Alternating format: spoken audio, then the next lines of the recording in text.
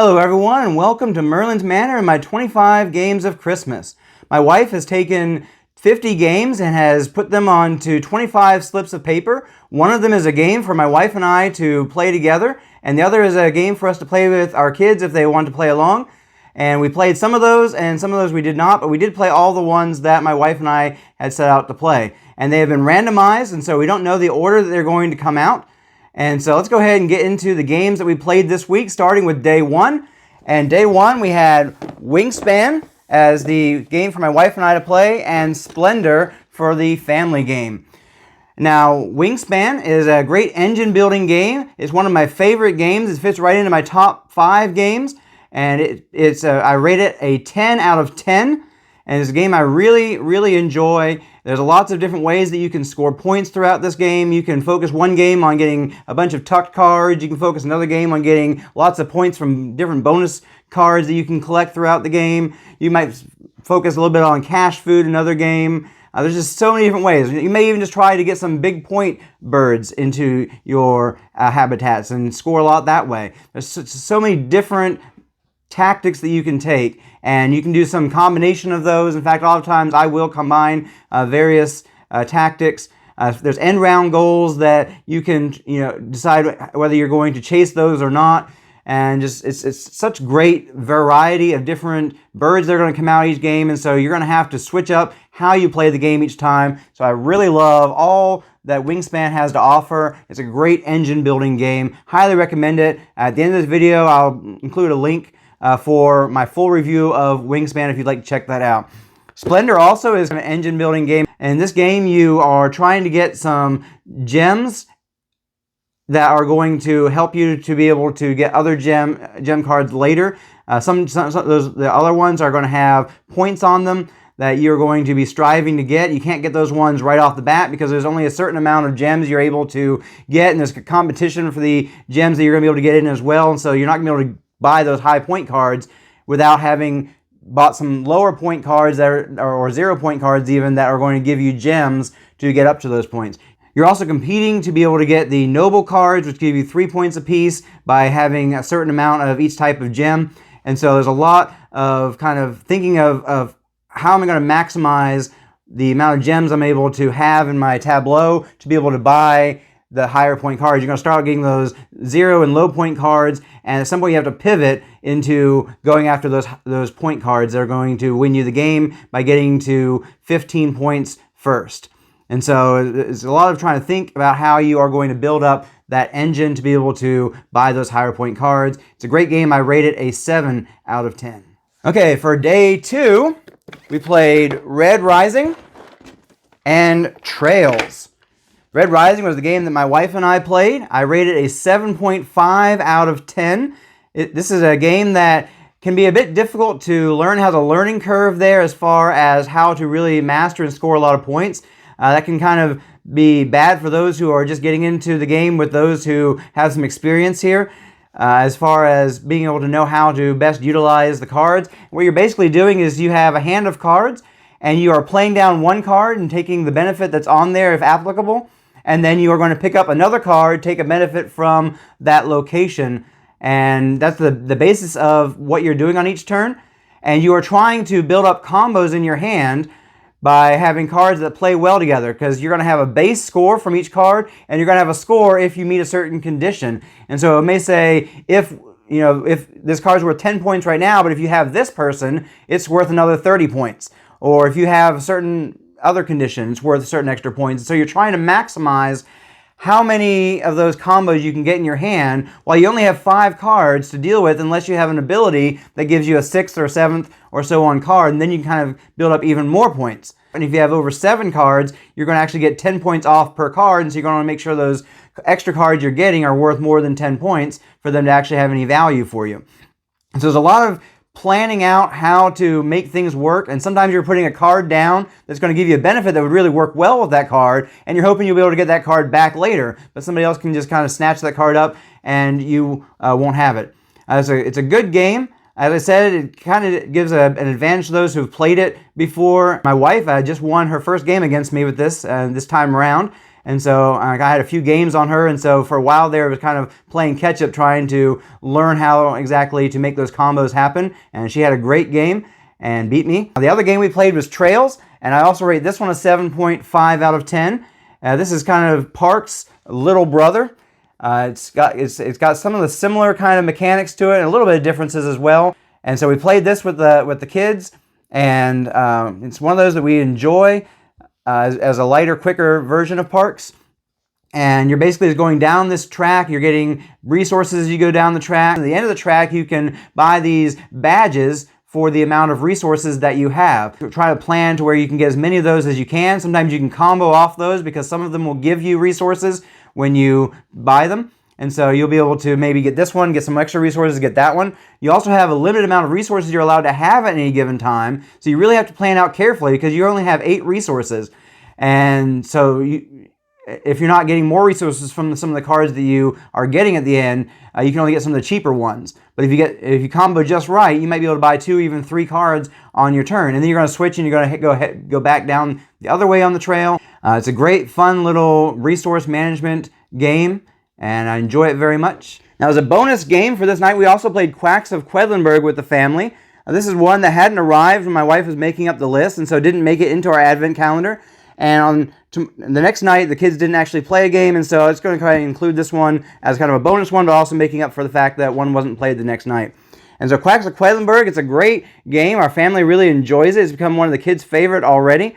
And you're basically building up a bag of ingredients to try and make your bag stronger, to be able to get further down a track, to get more points, more buying power, to get better ingredients, to then be able to go even further. Of course, it's also a push your luck kind of game because you are pulling ingredients out of this bag, and if you get over 7 points of your cherry bombs, which are the white chips, you are going to have your potion explode, and then you will have to choose either between getting the victory points or the buy power to be able to get more ingredients in the future. And so early on in the game, you're probably going to choose the buy power because getting more ingredients is more important early game. And then late game, if your potion explodes, you're going to choose those victory points to try and keep up with everyone. And I really enjoyed this game, that kind of push your luck element of I know I could possibly pull out that 3 cherry bomb, but I really need to get further down the track to be able to get a little bit more. And so I'm going to take the risk and pull it out, and my potion exploded. Or, that's exactly a great one I needed, and you put that down and you're able to go further ahead. There's lots of interesting choices as to how you're going to build your bag, which of those different ingredients you're going to get in there, because they each have a bonus action that's associated with them. And so it's a great press your luck type game, bag building game. We really enjoy it. Quacks of Quedlinburg, I rated an 8.5 out of 10. Okay, on day 3, my wife and I played Caro, which is a 2-player game. It's got a real-time element to it and a bit of a push-your-luck kind of element as well. And basically what you're doing in this game is you are able to look around to see what kind of resources you're going to want to get, possibly buy some extra dice that are a little bit more powerful than your starting dice, and then you're going to be rolling dice, and you're going to tip up your fuel tanker, and it's going to start draining out of the sand that's in the timer. And if you happen to run out of sand, you don't get any resources. And so you gotta kind of push your luck trying to roll dice real quick in that real-time aspect there, and trying to think of what you originally thought you might want to get, and really quick having to make those decisions on the fly. And sometimes you stop the timer and you look at what you stopped with and you're like, oh, I stopped too soon. I can't get the things that I want to be able to get. Or sometimes you hold on too long and you run out of time, you don't get anything. Or there's the other option of, because of the fact that when you roll, the fire symbol comes up, you actually lose that dice and you don't get anything for that. And so maybe you pressed your luck a little bit hard rolling those dice and you don't get as many good things that way. And so there's a lot of, and you're having to do this all like that in a split-second decisions of when you're going to stop, when you're going to keep rolling, and hoping that you manage to get it. And then in order to refill your fuel tanker, you have to take an action where you're spending these jerry cans in order to do that. And so it's a lot of you got a little bit of planning time where you're able to take a pause, think about what you're going to do, and then rush to try and get those dice rolled, get what you need, and then be like, stop. And then you have a little bit of time then to figure out how you're going to spend your resources to try and get some ongoing benefits that are going to help you, like maybe an extra dice for free, maybe some jerry cans for free, different other things. And so you're going to get those ongoing benefits, as well as you get these little round tokens that can give you one-time benefits that they're a mystery when you get them. You kind of look at them, okay, I got that for later on to use at a good time. And you're gonna have a little bit of a, I don't know what you call it, area control, but like you put your tokens on these cards that you're going to be claiming, and the person who has the most on any card when the round ends is going to get that card. And if it's tied, then neither person gets that card. And so you got to try and figure out which ones you're going to go after based on maybe what your opponent's going after or not going after, of course, and which ones you're going to fight over because they are worth a lot more points and that kind of thing. And so there's a lot of quick decisions that have to be made, as well as some a little bit kind of calmer decisions. This is a game we haven't played enough that I really have a full grasp of what I think about the game. I'm tentatively rating it a 6.5 out of 10. More plays would probably give me a better idea of how accurate that rating is. Real-time games aren't exactly my favorite games to begin with, although I do like that this one has that kind of time that you can kind of plan out and think, and then you're at a rush to try and get that. And so I like to get more plays of this to really feel how I feel about it, but it's a fairly solid two-player game, Caro. On day 4, my wife and I played Seven Wonders Duel. This is the two-player version of Seven Wonders, and it's right on the same level, in my opinion, as Seven Wonders, just whether you're playing it with 2 players or 3 players plus. Playing with 2 players, this is the great version to play here. It's got a slightly different card drafting system as from regular Seven Wonders. In regular Seven Wonders, you are picking a card from your hand and passing it on. And this one, you have a tableau of cards that you are choosing one from, and there's only certain ones that are unlocked at the moment. And there are some that are hidden, some that are face up where you can see what's going to be unlocked as you go up. And you basically pick one that you're going to take and play if you have the resources to play it. If you don't have the resources to play it, you can discard it to get some coins to be able to buy it in the future, or buy a different card in the future, should I say.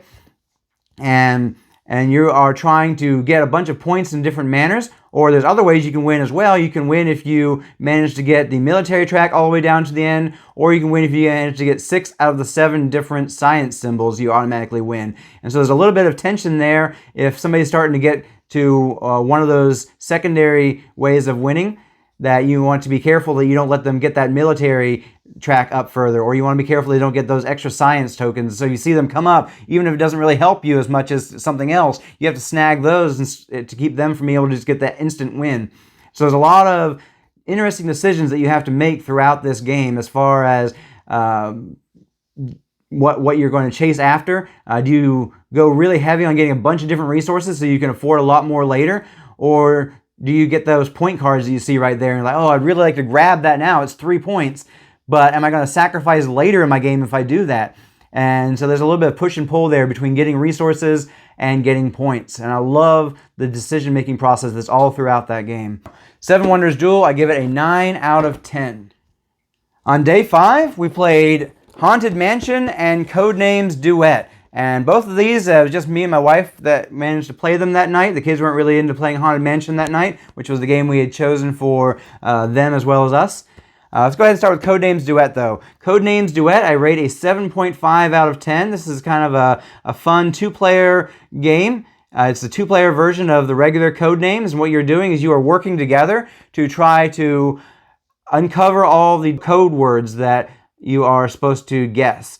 And so you have the ability to say one word and a number of cards that word relates to. You might say food 2. And so there's 2 things out there that are food related.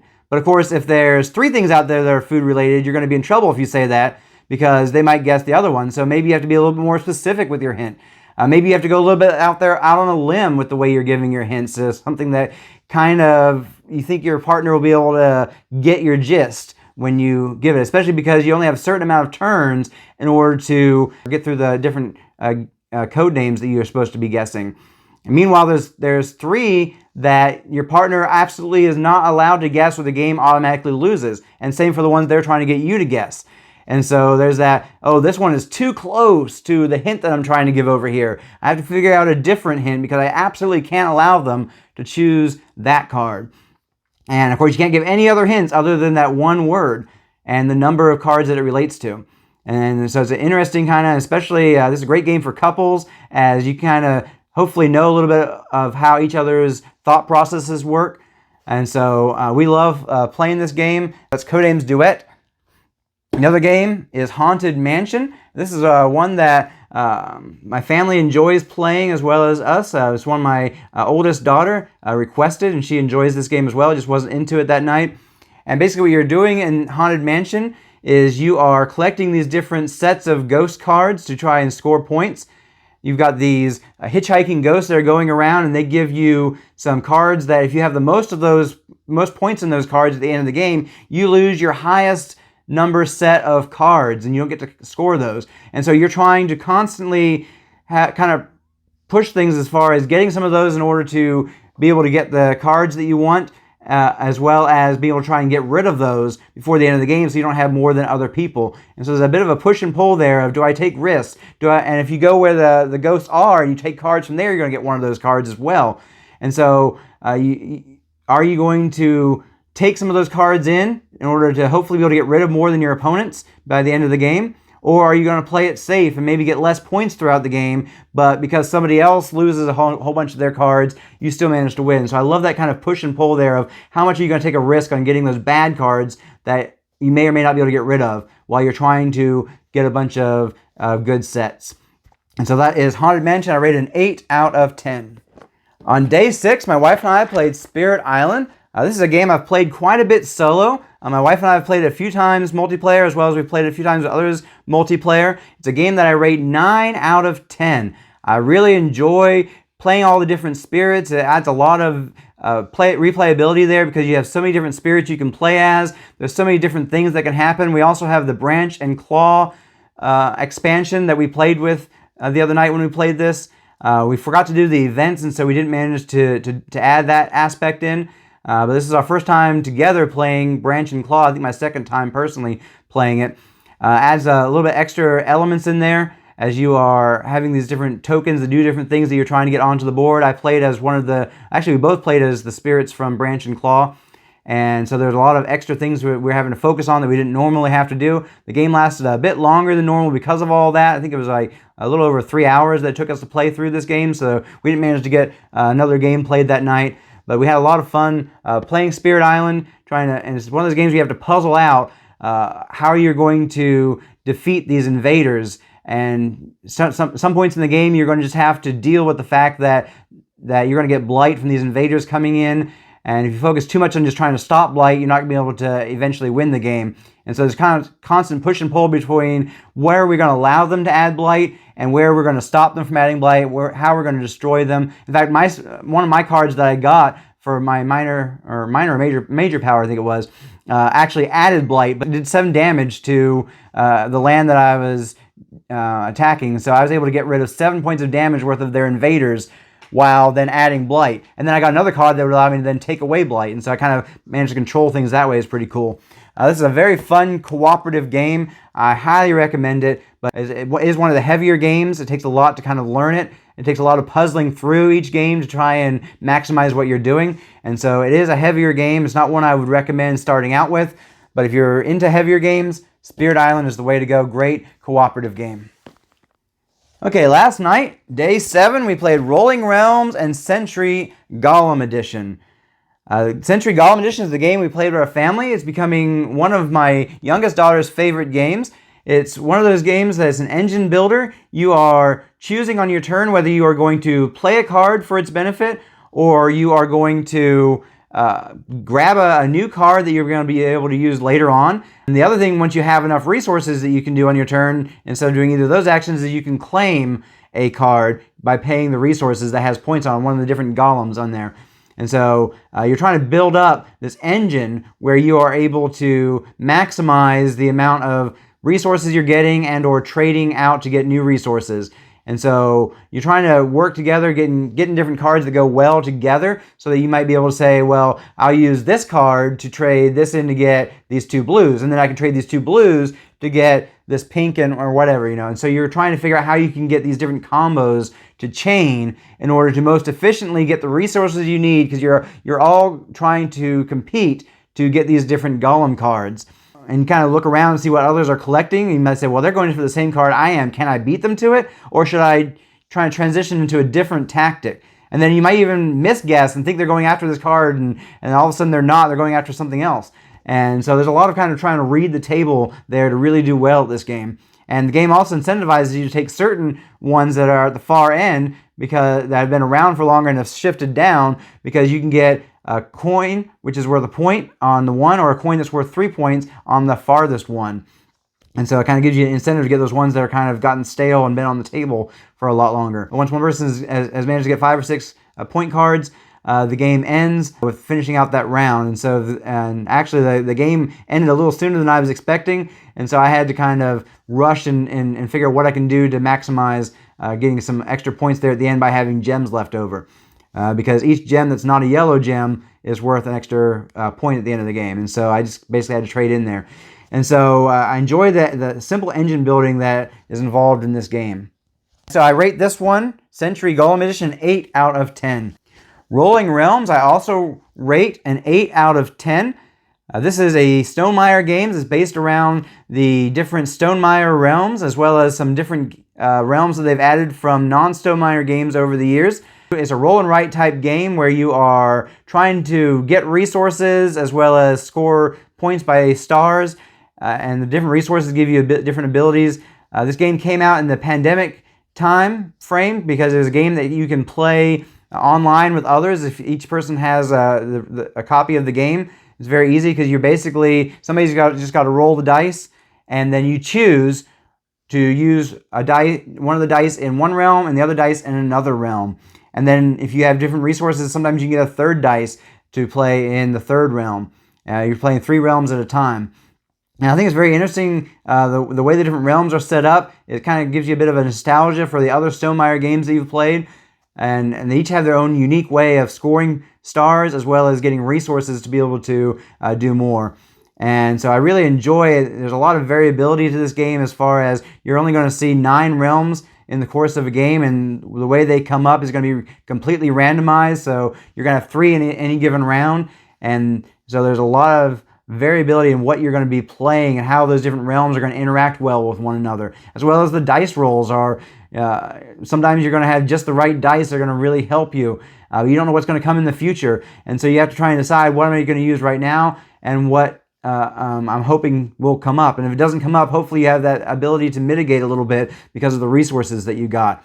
As well as the resources that allow you to play in a third realm are super powerful because you're not going to be able to get all the stars otherwise. And even when you do manage to use those resources to get extra places to write in, they're still probably not going to get all of them, so you have to try and decide what you're going to focus on and maximize there to get the most points. Then you add up all your points from the 3 different rounds from stars, as well as you get 0.1 point every time you have a resource left over. And so it's got some interesting things. I enjoy the nostalgia of other games I enjoy from Stonemaier, and the extra realms they have there is the kind of a callback to those games. So if you enjoy this, especially if you enjoy Stonemaier games, it's a great game to have and play because of the way that it references other games that you enjoy. So my wife and I were able to play all 7 of the games we set out to play that came up in our advent calendar this week. And the kids played 4 of the family games that came up, as well as my wife and I played an extra one without them. There were 3 games that we didn't get played. Fireball Island was one of them, but of course we substituted Quacks of Quedlinburg in essence for that one. We didn't play Sagrada because we didn't really have time that night to play a second game. And we didn't play Azul Stained Glass of Sintra because the kids weren't really feeling like playing that night. And so we did play a total of 12 games off the list if we count Quacks of Quedlinburg as the little bonus game that we played in there. And so I hope you've enjoyed this video. I hope this gives you an idea of what these games are like and if any of these games are ones that you would enjoy playing. As always, I will catch you in the next one.